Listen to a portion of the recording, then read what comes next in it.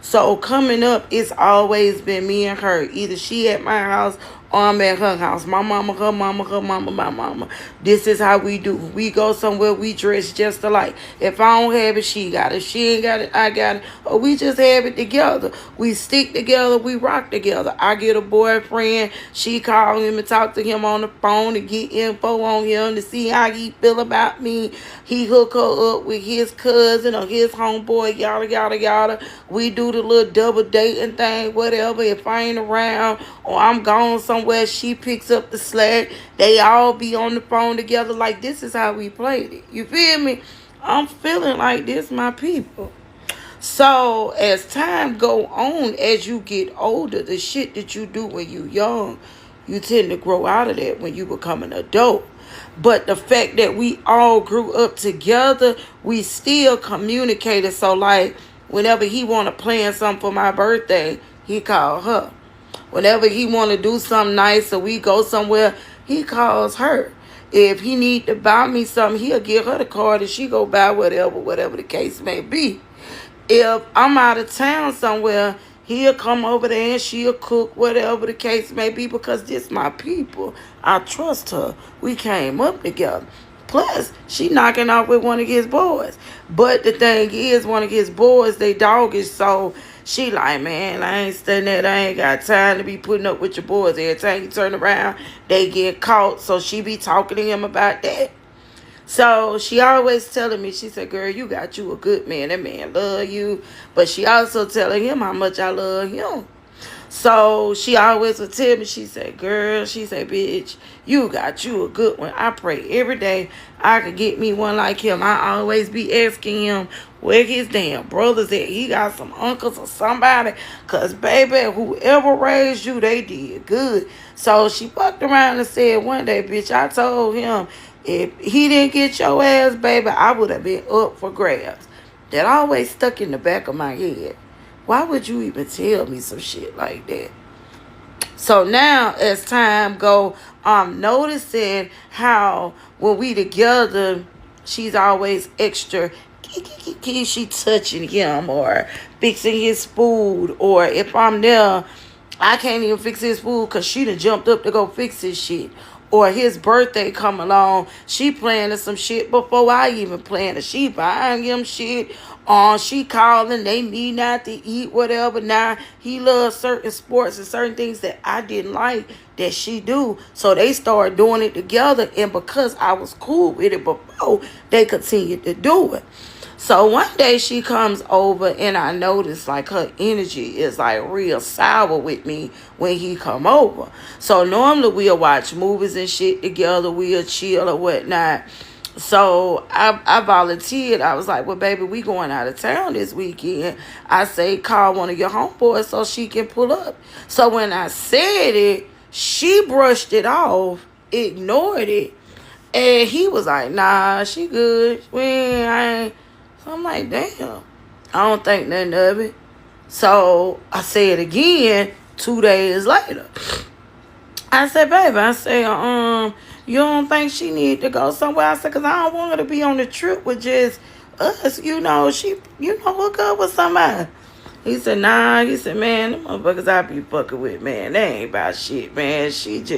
I said, so you don't want her to go? I say, because I just don't want her to be a third wheel. He was like, shit, she been going. She could just, give her her own room. And then me and you or whatnot. And then maybe she'll find somebody on the trip.